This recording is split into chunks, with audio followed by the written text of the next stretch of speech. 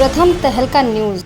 अपनी बयानबाजी और तीखी प्रतिक्रिया के लिए मशहूर इनेलो नेता अभय चौटाला ने एक बार फिर भाजपा सरकार को अपने निशाने पर लिया।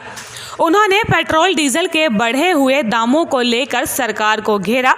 अभय चौटाला ने आज के समय की तुलना कांग्रेस के इमरजेंसी वाले हालात से कर दी।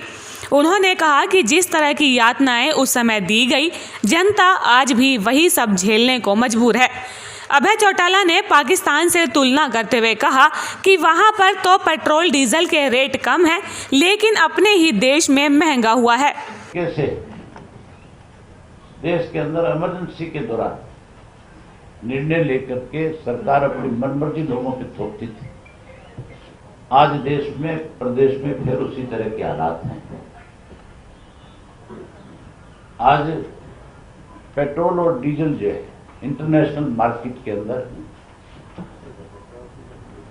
उसकी पर बैरल जो रेट थे उनमें लगातार गिरावट आ रही है। आज करीब 37.72 डॉलर के हिसाब से बैरल का रेट है और पूरे देश के दुनिया के अंदर यहां तक कि हमारा पड़ोसी मुल्क जो पाकिस्तान है, जहां पे हम ये कहते हैं कि गुर्बत बहुत ज्यादा है और वहां पे सरकार भी और हर आदमी इस बात को अच्छी तरह से जानता है कि वहां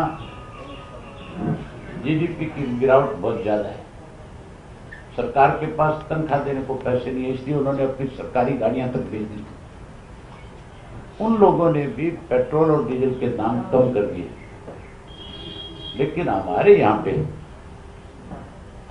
इस महामारी के अंदर जहां दाम कम करने चाहिए थे, क्योंकि क्रूड ऑयल के दाम कम हो गए, तो फिर पेट्रोल और डीजल के दाम भी कम करने चाहिए। तो दाम कम करने की बजाय पिछले 10 दिन में 10 रुपए पेट्रोल का भी 10 रुपए और डीजल का भी 10 रुपए दाम बढ़ा दिया। इनेलो नेता अभय चौटाला ने किसानों के हालात को लेकर भी प्रदेश सरकार को खूब घेरा। सरकार किसानों को अलग अलग तरीके से परेशान कर रही है। अभय ने कहा, मेरी फसल मेरा ब्यौरा वेबसाइट से किसानों को फायदा नहीं हुआ। जियो के फ्री में कॉलिंग के चलते लोगों ने अपने नंबर बदल दिए, इसकी वजह से किसानों को मैसेज नहीं मिलते। पेट्रोल और डीजल में लूट मची हुई है, वहीं किसान को कमजोर करने के लिए एक नई योजना बनाई गई। किसान के सामने अब से पहले तो प्रदेश की सरकार ये कहकर के परेशान करती थी कि तू अपनी फसल का ब्यौरा दो, ये कहकर के परेशान करती थी कि तुम अपने रजिस्ट्रेशन कराओ। जो अनपढ़ आदमी था, जो अंगूठा टेकता, जिसको इस चीज की जानकारी नहीं थी, उससे भी इन्होंने जबरदस्ती रजिस्ट्रेशन करवाने का काम किया। उस रजिस्ट्रेशन के बाद जो परेशानियां उनको आई, अगर आप उसको गहराई तक जाकर के जांच करोगे तो आप खुद महसूस करोगे कि उसके सामने कितनी बड़ी दिक्कत थी। मैंने जब मेरी फसल की रजिस्ट्रेशन कराई तो उसमें अपना टेलीफोन नंबर और एक टेलीफोन 2 साल के बाद और आया जिसका नाम जियो था, जिसको प्रधानमंत्री लेकर के आए थे। अभय चौटाला ने इनेलो छोड़कर गए नेताओं को भी अपने निशाने पर लिया। उन्होंने कहा कि जो हमें छोड़कर गए वे तो सरकार में शामिल हुए ही, हो सकता है कि पार्टी का विलय भी कर दें।